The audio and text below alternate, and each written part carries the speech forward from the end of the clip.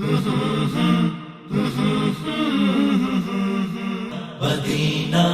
مدینہ مدینہ بڑا لطف دیتا ہے نام مدینہ مدینہ مدینہ۔ بسم اللہ الرحمن الرحیم۔ السلام علیکم ورحمۃ اللہ وبرکاتہ۔ ویلکم بیک ٹو محفل سکون powered by J dot.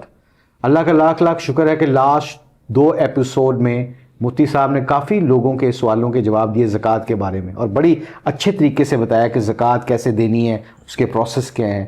It's a very fine line, اور اس کا لب و لباب یہ تھا کہ definitely we have to connect with مفتی حضرات۔ اینی ہو، ہمارے اس سفر کے ساتھی ہمارے منٹور مفتی نجیب صاحب ہمارے ساتھ ہیں۔ ان سے once again thank you so much for your time. جزاک اللہ، اللہ آپ کو جزائے خیر دے، بڑا فائدہ ہو رہا ہے ہم سب کو اللہ کی مہربانی سے۔ بس اللہ ہمیں اس جو باتیں آپ سکھا رہے ہیں اس پہ عمل کرنے کی توفیق عطا فرمائے۔ جیسے کہ آپ کو پتہ ہے، ہم اپنی محفل سکون کا ہمیشہ افتتاح کرتے ہیں کلام الہی سے، تو آغاز کرتے ہیں کلام الہی سے۔ دنیا میں یہ نور ہے کلام الہی، اور آخرت میں ذخیرہ۔ ادب سے سنیں گے انشاءاللہ، اللہ اس کا اجر عطا کریں گے۔ الذين آمنوا وتطمئن قلوبهم بذكر الله ألا بذكر الله تطمئن القلوب۔ الحمدللہ، سبحان اللہ، جزاک اللہ۔ اللہ کا شکر ہے کہ جب آپ جتنے بھی پروگرام ہوئے ہیں مصحف کلام الہی کو غور سے سنتے ہیں تو اس کا ایک نور ہے جو اللہ دلوں کے اوپر ڈالتا ہے۔ جیسے کہ رمضان اور قرآن کا ریلیشن شپ ہے ایک ساتھ، تو اس رمضان کی برکت سے کافی دفعہ، جیسے ہم کرکٹرز ہیں، ہماری اپنی ایک پریکٹس ہوتی ہے۔ جیسے سعید انور صاحب تھے، one of the best opener Pakistan ever produce. ہم ان کے ساتھ کھیلوں میں 15-20 سال ان کے ساتھ رہا ہوں، اور جب بھی بیٹنگ کرنے جاتے تھے تو وہ آنکھیں بند کر لیتے تھے، یا کسی کو کہتے تھے میرے کندھے دباؤ۔ آئی ڈونٹ نو وہ پریشر میں ہوتے تھے یا کیا کرتے تھے، بٹ آنکھیں بند کر کے اکثر وہ اپنے آپ کو ٹائم دیتے تھے، تھوڑا سا ہمارے لڑکوں سے الگ ہو جایا کرتے تھے۔ کئی کرکٹرز کچھ اور طریقے سے کرتے تھے، تو یہ ہر کرکٹرز کا، ہر پروفیشنل بندے کا ایک پروسیس ہوتا ہے۔ یہ جو ذکر الہی ہے جو ہم نے کلام الہی سنا ہے، جس میں اللہ نے کہا ہے کہ تمہارے دلوں کا اطمینان تو میں نے اپنے ذکر میں رکھا ہے، تم کتنے لبدے پھر دو۔ تو اللہ کا یہ کلام الہی دل پہ اترتا ہے، ذکر ہے۔ یہ ساری جتنی بھی اس وقت کانسیپٹ چل رہے ہیں ذکر کے، بہترین ذکر ایک رمضان المبارک کے مہینے میں جو ہم اپنی عادت بنا لیں، جو ہماری ساری زندگی کا حصہ بنے، آسان طریقوں میں بتائیں، آسان چیزوں سے بتائیں کہ ذکر الہی کیسے کرنا چاہیے، اور کن چیزوں میں ذکر الہی دل اللہ بہت مطمئن کر دیتا ہے انسان کا۔ بسم اللہ الرحمن الرحیم، نحمدہ ونصلی علی رسولہ الکریم۔ یہ جو آیت ہم نے پڑھی ہے، جس میں اللہ جل شانہ نے اطمینان قلب کا پروسیس جو ہے وہ ذکر اللہ بتایا ہے، اور اللہ جل شانہ نے فرمایا کہ تم مجھے یاد کرو، میں تمہیں یاد کروں، سبحان اللہ۔ اور تم مجمع میں یاد کرو گے تو میں تمہیں مجمع میں یاد کروں گا، تم خلوت میں یاد کرو گے میں تمہیں خلوت میں یاد کروں گا۔ سبحان اللہ۔ اللہ تبارک و تعالیٰ کا ذکر جو ہے وہ فرمایا جنت کے 8 دروازے ہیں، جن میں سے ایک دروازہ ذاکرین کے لیے مخصوص ہے۔ وہ صرف ذکر اللہ، جنہوں نے جو اللہ کا ذکر کرنے والے، جن کی زبانیں اللہ کے ذکر سے رطب اللسان رہتی ہیں۔ تو ذکر میں کیا چیز آتی ہے؟ سب سے افضل ذکر جو ہم کہہ بھی چکے ہیں وہ ہے قرآن کریم۔ سب سے افضل ذکر ہے وہ، اچھا، سب سے افضل ذکر ہے قرآن کریم کا پڑھنا۔ اللہ اکبر۔ قرآن کریم کا پڑھنا، اگر آپ اس کی وجہ سے دعا نہ کر سکیں، ذکر نہ کر سکیں، تو سب کا اجر وہ سب کو کمپنسیٹ کر دیتا ہے۔ اچھا مصعب، ہم اکثر دکانوں پہ جاتے ہیں، ہیئر کٹرز کٹنگ کرانے جاتے ہیں، یا کسی جگہ پہ بیٹھے ہوتے ہیں، وہاں قرآن چل رہا ہوتا ہے، لوگ باتیں کر رہے ہوتے ہیں، یہ بے ادبی میں تو نہیں آ جاتا کہیں؟ یہ بے ادبی ہے۔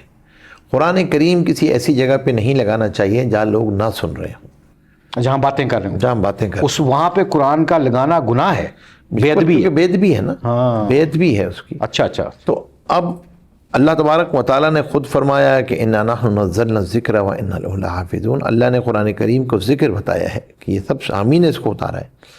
اور پھر ذکر کے اندر ایک اور ذکر کی صورت جو بہت آسان ہے، وہ یہ ہے کہ چلتا پھرتا ذکر، ہر آن ہر گھڑی اللہ کے جتنے احکامات ہیں ان کو حضور پاک صلی اللہ علیہ وسلم کے طریقے سے پورا کرنا، یہ بھی ذکر ہے۔ سبحان اللہ۔ پھر ایک اور چیز جو رمضان میں جس کی مشق ڈالنی چاہیے، جو آپ نے سوال کیا، وہ ہے افضل الذکر کیا ہے؟ لا الہ الا اللہ۔ اچھا، لا الہ الا اللہ۔ سبحان اللہ۔ اور اسی طریقے سے استغفار، اللہ تبارک و تعالیٰ سے مغفرت کا طلب کرنا۔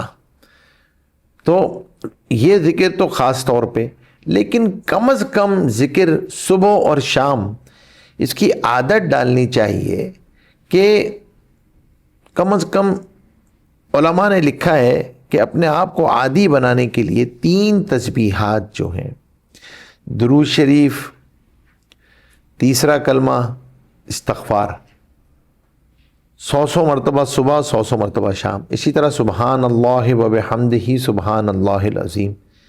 حدیث میں آتا ہے کہ 2 کلمے ایسے ہیں جو زبانوں پہ بہت ہلکے ہیں، اللہ کے ترازو میں بہت بھاری ہیں، سبحان اللہ۔ اور وہ 2 کلمے کون سے ہیں؟ سبحان اللہ و بحمدہ سبحان اللہ العظیم۔ تو اس کا اہتمام کرنا چاہیے۔ کچھ پھر ایک مرتبہ کوئی سبحان اللہ پڑھ لے، اللہ جنت میں ایک درخت لگا دیتا ہے، اس کے نیچے اگر عربی گھوڑا 500 سال تک دوڑتا رہے تو اس کا سایہ ختم نہ ہو۔ سبحان اللہ۔ الحمدللہ پڑھنا اسی طریقے سے، لا الہ الا اللہ کا پڑھنا سب سے افضل ذکر ہے۔ اللہ تبارک و تعالی اس کا اجر عطا فرما رہے ہوتے ہیں۔ اور جو روزانہ 100 مرتبہ لا الہ الا اللہ پڑھتا ہے، محشر میں ایسا اٹھایا جائے گا اس کا چہرہ 14ویں کے چاند کی طرح چمکتا اللہ ہوگا۔ اکبر، سبحان اللہ۔ تو اب اس میں کیا کرنا چاہیے؟ رمضان میں اس کی مشق کیا کرنی چاہیے؟ کچھ وقت نکال کے بیٹھیں الگ سے۔ ذکر کا اطمینان قلب کی کیفیت حاصل کب ہوتی ہے؟ ایک اس کا پروسیس ہے تھوڑا سا۔ ویسے تو ذکر ایک ایسی عبادت ہے جس کے بہت لمبے چوڑے پروٹوکولز نہیں ہیں۔ اچھا، آدمی اگر وضو نہ بھی ہو تب بھی کر سکتا ہے، چلتے پھرتے بھی کر سکتا ہے۔ آدمی ایسی جگہوں پر بھی کر سکتا ہے جہاں بظاہر مثال کے طور پہ بازار کے اندر ہے، بلکہ بعض جگہوں پہ آتا ہے افضل ذکر ہے بازاروں میں جا کر، کیونکہ وہ جگہیں ہیں جہاں پر لوگ جو ہیں وہ اللہ کے ذکر سے غافل ہیں۔ ایسی جگہوں پہ اللہ کا ذکر کرنا جا کے۔ اب آپ نے وضو کی ضرورت نہیں ہے، وضو کی ضرورت نہیں، بٹ قرآن کے لیے وضو ضروری ہے۔ قرآن کریم آدمی ہاتھ لگانے کے لیے ضروری ہے، قرآن پڑھنے کے لیے تو بغیر وضو کے بھی پڑھ سکتا ہے۔ اچھا، ٹھیک ٹھیک زبانی پڑھنے میں تو کوئی مسئلہ نہیں ہے۔ ٹھیک۔ اب یہاں پر جو ذکر اللہ ہے، میں نے آپ سے عرض کیا تھا اطمینان قلب کا پروسیس کیا ہے؟ جی، اس کا ایک پروسیس یہ ہے کہ ذکر کے لیے آدمی کوشش کرے، جگہ بھی متعین کرے، وقت بھی متعین کرے۔ اچھا اچھا اچھا، قربانی ہوگی نا، ہاں، اس قربانی کے اوپر اصل میں آنا ہے، اس سیکریفائس پہ اللہ تبارک و تعالیٰ انوارات عطا فرمائیں گے۔ عمل کا نور قربانی کے ساتھ ہے، بے شک بے شک عمل کا اجر علم اور اخلاص کے ساتھ ہے۔ بے شک۔ تو اب آپ نے یہاں پر بیٹھے، اب آپ نے تیسرا کلمہ پڑھنا ہے سبحان اللہ، اس معنی کے استحضار کے ساتھ، اللہ تبارک و تعالیٰ کی ذات پاک ہے، تمام عیبوں سے پاک ہے، اللہ مجھے بھی عیبوں سے پاک فرما۔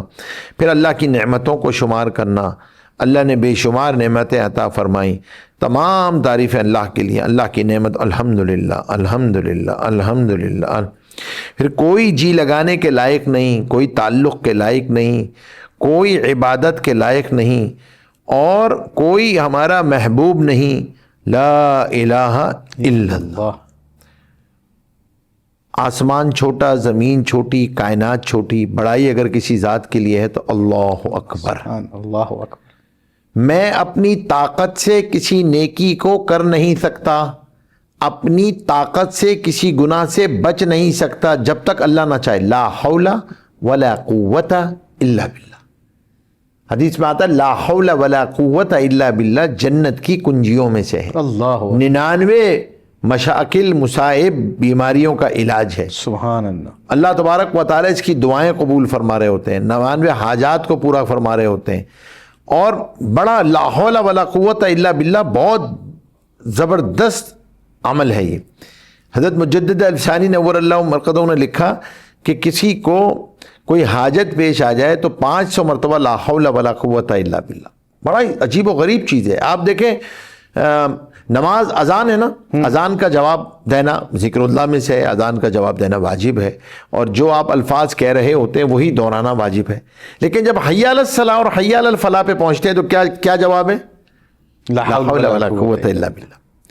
اچھا، اب لاجیکلی تو یہ سمجھ میں آتا ہے کہ اللہ تبارک و تعالیٰ نے بلایا آ جاؤ نماز کی طرف، آ جاؤ کامیابی کی طرف، تو میں نے کہنا چاہیے تھا لبیک لبیک آ رہا ہوں، تو آ رہا ہے لا حول ولا قوت الا باللہ. کیا مطلب یہ میں اللہ کے سامنے اقرار کر رہا ہوں، میں کاروبار ٹھیے پہ بیٹھا ہوں، میٹنگ میں بیٹھا ہوں، گھر میں بیٹھا ہوں، بچوں کے ساتھ بیٹھا ہوں، اپنی طاقت سے تیرے گھر میں آ نہیں سکتا، اللہ اپنی طاقت سے ان کو چھوڑ نہیں سکتا جب تک تو نہ چاہے. اللہ اکبر، سبحان اللہ. علماء نے تو لکھا وضو کر کے بھی جب نماز کے درمیان وقفے میں افضل ذکر ہے لا حول ولا قوت الا باللہ، کیونکہ میں نے وضو تو کر لیا، اب نماز تک پہنچ بھی جاؤں کوئی اور چیز آڑے نہ آ جائے، یا اللہ تو ہی کروا دیجو. اکبر، اللہ اکبر. اپنی عاجزی کا اظہار ہے، عبودیت کا یقین ہے، اور اللہ تبارک و تعالیٰ کی کہ بندہ ہونے کی بندگی کا استحضار ہے.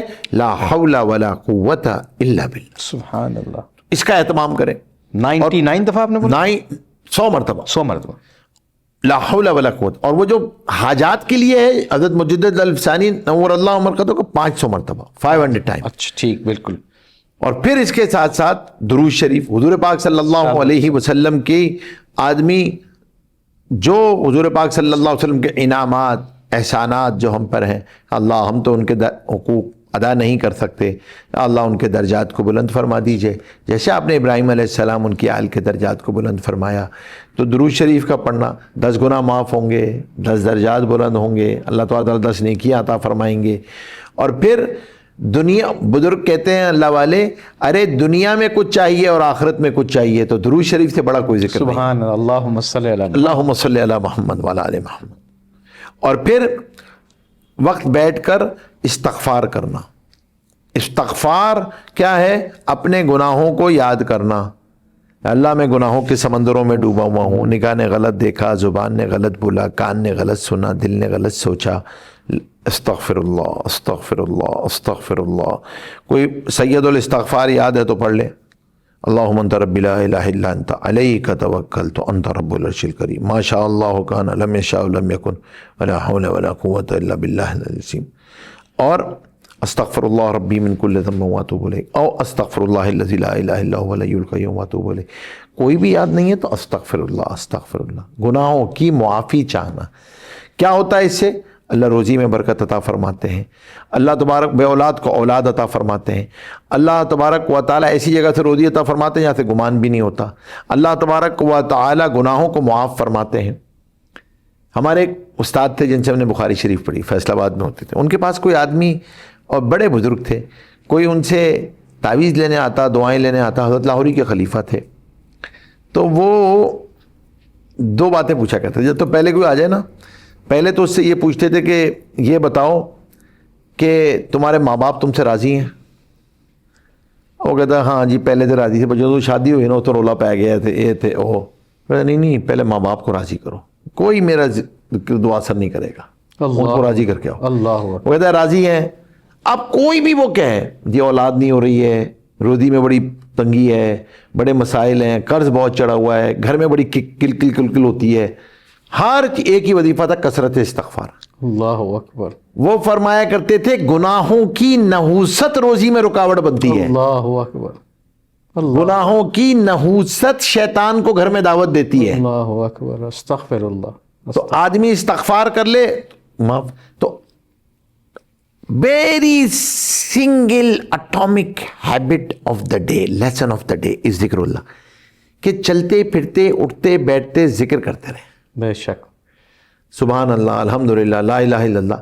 غیبت سے بچ جاؤ گے، جھوٹ سے بچ جاؤ گے، ادھر ادھر کی گفتگو سے بچ جاؤ گے، ذکر اللہ.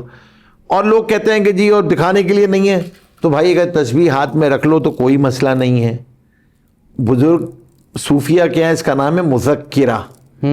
ذکر کو یاد دلانے والی. ہاتھ میں ہوتی ہے تو چلنا شروع ہو جاتی ہے, نہ چاہتے ہوئے نہ چاہتے ہوئے بھی آدمی کرنا لگتا ہے. تو اپنے آپ کو پروسیس میں ڈالیں اور اللہ تبارک و تعالیٰ کا ذکر. ایکسیلنس کیا ہے؟ وقت مقرر کریں, جگہ مقرر کریں. منیمم لیول کیا ہے؟ ایٹامک ہے کہ چلتے پھرتے اٹھتے بیٹھتے ایک تسبیح لا الہ الا اللہ کی, ایک تسبیح استغفار کی, یہ تو کم از کم صبح شام ہم اس کا اہتمام ہی رکھیں. آدھا رمضان ہو گیا ہے, flying, it's flying man, it's flying. تو ہم اپنے اس کو قیمتی بنائیں انشاءاللہ, اور یہ عادت رمضان میں پڑ گئی پورا سال آسان رہے گا انشاءاللہ. جو آپ نے مدعا کی وہ جو بلٹ پوائنٹس تھے اس میں یہ ہے کہ بہترین کیا ہے, ایکسلنسی کیا ہے کہ ایک ٹائم پہ بیٹھ کے جگہ بھی متعین کریں, وقت بھی متعین کریں. تاکہ وہ آپ نے کیا کہا, اتنا خوبصورت بات کی مفتی صاحب نے کہ جب تم ایک دفعہ ایک جگہ پہ بیٹھ کے اللہ کا ذکر کرو گے نا, اللہ پھر تمہارا انتظار کرے گا کہ آئے گا میرا بندہ, اس وقت بیٹھے گا, یہاں پہ بیٹھے گا. اکیلے میں اللہ کا ذکر کرو, مفتی صاحب فرما رہے ہیں, حدیث کے الفاظ ہیں کہ اللہ اکیلے میں تمہیں یاد کرے گا. جب تم لوگوں میں اللہ کو یاد کرے گے تو اللہ تمہیں لوگوں میں یاد, فرشتوں میں یاد کرے گا. تو سب سے امپورٹنٹ چیز اس ذکر الہی میں کیا ہوا, ایک ہمارا کھلاڑی تھا, وہ میچ کھیلتے اس نے نماز پڑھی. کہتا ہے ایک دفعہ میرا گورا تھا, میرے پیچھے بیٹھا ہوا تھا, میرا پلیئر تھا. کہتا ہے کہ اس نے پوچھا مجھے, میں وہ فرض نماز کے بعد سلام پھیرنے کے بعد سبحان اللہ, الحمدللہ, اللہ اکبر پڑھ رہا تھا ایسے انگلیوں پہ. تو جب میں نماز پڑھ کے کھڑا ہو کے ڈریس روم میں گیا تو کہتا ہے can I ask you one question. اس نے کہا شیور. اس نے کہا جب یہ تم یہ کر رہے تھے انگلیوں پہ, یہ کیا پڑھتے تھے؟ انہوں نے کہا جی میں اللہ کی بڑائی بیان کرتا, اللہ اکبر, اللہ از دا گریٹسٹ, اللہ سب سے بڑے ہیں, اللہ کی سب تعریفیں اللہ کے لیے ہیں, اللہ پاک ہیں, تو میں یہ پڑھتا ہوں. ہم نماز کے بعد یہ پڑھتے ہیں. تو اس نے کہا کہ you know what, couple of years ago I was traveling, اور ایک مسلمان کو میں نے دیکھا تو وہ بھی ایسے ہی کر رہا تھا.